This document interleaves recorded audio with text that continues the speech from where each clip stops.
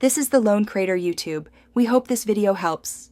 In this video, I will explain how to study maths for TNPSC Group 1 Easy Guide. Begin with a quick assessment of strengths and weaknesses, then create a simple timetable that balances learning and revision. Prioritize core topics like arithmetic, algebra, and geometry, and break them into small daily tasks.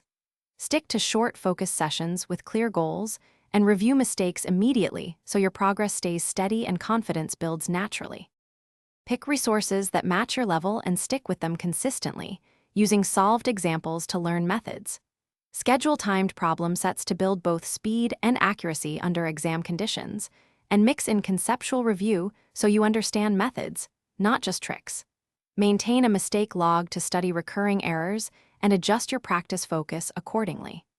Regular revision and steady practice turn small daily gains into exam-ready skills. If you are finding this guide helpful, please subscribe and like to support the channel. It really helps. Quick recommendation: I love these leak-proof meal prep containers because they keep your study snacks tidy and prevent spills in your bag, perfect for long study sessions. Check the description for the link and other deals, grab a set if you want, and now let's get back to the video.